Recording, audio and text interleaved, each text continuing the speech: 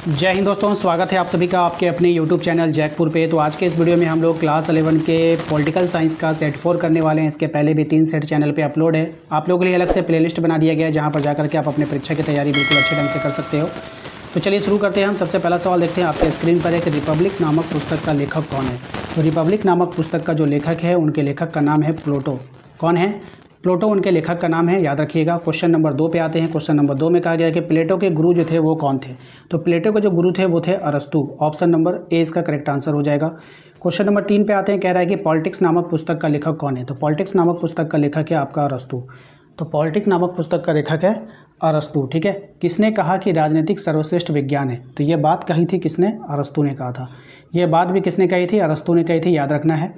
Question number 5 पे आते हैं। इसमें कहा गया है कि किसे नई राजनीति का पिता कहा गया है। तो किसको कहा गया है नई राजनीति का पिता? तो मैकियावेली को। ऑप्शन नंबर ए हो जाएगा। क्वेश्चन नंबर आते हैं 6 पे। कह रहा है कि राजनीतिक शब्द का अर्थ क्या होता है। तो राजनीतिक शब्द का जो अर्थ होता है सत्ता प्राप्ति के लिए संघर्ष। क्या होता है बाबू? सत्ता प्राप्ति के लिए संघर्ष करना। क्वेश्चन नंबर आते हैं 7 पे। इसमें कहा गया है कि हिंद स्वराज पुस्तक किसने लिखी है। तो हिंद स्वराज पुस्तक को लिखा गया था किसके द्वारा? महात्मा गांधी के द्वारा। ऑप्शन नंबर ए हो जाएगा। क्वेश्चन नंबर आते हैं हम लोग 8 पे। इसमें कहा गया है कि सर्वप्रथम किस देश, ठीक है, कहा गया है कि सर्वप्रथम किस देश में संघात्मक शासन की स्थापना हुई है। तो किस देश में संघात्मक शासन की स्थापना हुई है आपको यहाँ पर ये बताना है। तो कनाडा में हुआ था। कहाँ पे हुआ था? कनाडा में हुआ था, ध्यान रखिएगा। क्वेश्चन नंबर 9 पे आते हैं। इसमें कहा गया है कि अरस्तु ने मनुष्य को स्वभाव कैसा प्राणी बताया है। मनुष्य के स्वभाव से कैसा प्राणी बताया है अरस्तु ने? तो सामाजिक प्राणी बताया है। ऑप्शन नंबर डी हो जाएगा। क्वेश्चन नंबर आते हैं 10 पे। कह रहा है कि निम्न में से किसने राजनीति को शक्ति का विज्ञान कहा था या फिर कहा है। तो ये बात कहा है किसने? कैटलिन ने। किसने कहा है? कैटलिन ने कहा है। क्वेश्चन नंबर आते हैं 11 पे। इसमें कहा है कि आधुनिक काल में सर्वप्रथम यह किसने सिद्ध किया कि स्वतंत्रता मानव मात्र का मौलिक अधिकार है। तो ये सिद्ध किया था किसने किया था? रूसो ने किया था। किसने किया था? रूसो ने किया था। क्वेश्चन नंबर 12 पे आते हैं। कहा गया है कि power is a political concept किसकी रचना है। तो ये जो रचना है ये किसकी है? मुसोलिनी की रचना है। ऑप्शन नंबर ए इसका करेक्ट आंसर होगा।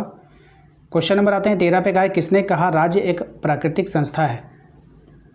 तो ये बात कहा था किसने? अरस्तु ने कहा था। क्वेश्चन नंबर 14 में देखिए कहा गया है कि किसके अनुसार इतिहास जड़ है और राजनीतिक फल है। तो ये किसके अनुसार है? तो ये है आपका सील ने। किसने कहा था? सील ने कहा था।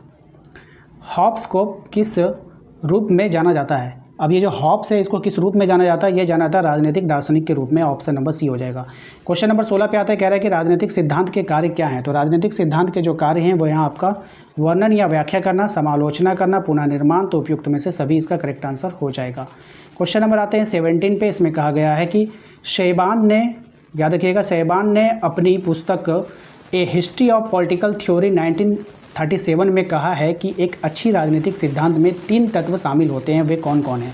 तो वे जो शामिल हैं वो हो जाएंगे आपके ऑप्शन नंबर बी, तथ्यात्मकता, मूल्यात्मकता और कारणात्मकता, ठीक है। तो इसको याद रखिएगा, ऑप्शन नंबर बी हो जाएगा।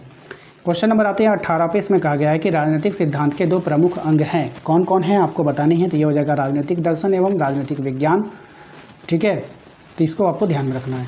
क्वेश्चन नंबर आते हैं हम लोग 19 में। इसमें कहा गया है कि राजनीतिक विज्ञान के जनक कौन है। काफ़ी अच्छा सवाल है। तो इसके जनक हैं आपके अरस्तु। ऑप्शन नंबर ए हो जाएगा।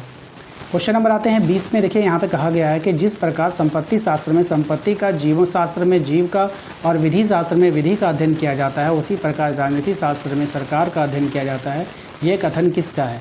तो ये कथन जो है आपका किसका है? शीले का है। आप सोचोगे इतना बड़ा क्वेश्चन एग्जाम में नहीं आएगा, लेकिन आपकी गलती है। आपको एग्जाम में यहीं से पूछेगा कि राजनीतिक शास्त्र में सरकार का अध्ययन किया जाता है, ये कथन किसका है, बस इतना ही पूछ लेगा। तो ये कथन किसका है? शीले का है। बात समझ में आई? तो दोस्तों आशा करते हैं आप लोगों को आज का ये वीडियो पसंद आएगा। वीडियो अच्छा लगा तो वीडियो को लाइक करके चैनल को सब्सक्राइब कर लीजिएगा, बेल आइकन को प्रेस कर लीजिए ताकि आने वाली हर एक वीडियो का नोटिफिकेशन मिलता रहे। इसके अलावा आप हमारे दिए गए नंबर पर संपर्क करके व्हाट्सएप ग्रुप ज्वाइन कर सकते हैं। साथ ही साथ आप लोगों के लिए सोचना है कि आप लोगों के फाइनल एग्जाम के लिए मात्र 4 से 5 महीना शेष बचा है।